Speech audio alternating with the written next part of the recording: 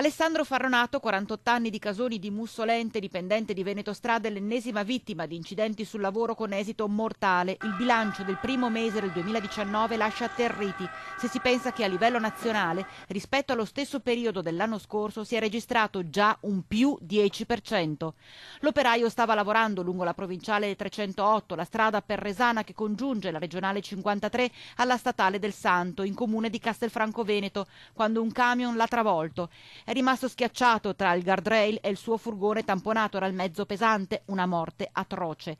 A Casoni la notizia si è propagata in un tam tam di dolore perché il 48enne era molto conosciuto in paese. Lo stesso sindaco, nell'esprimere cordoglio, usa parole di speranza e fede per i familiari di Alessandro, che ha lasciato la compagna e una figlioletta. Dover commentare una morte del genere, una morte sul lavoro, una morte assurda, una morte che lascia sgomenta una comunità, che lascia sgomento tutte le persone che lo conoscevano e che lascia atterrito e lascia soprattutto una famiglia nel dramma e che da questo però deve ripartire.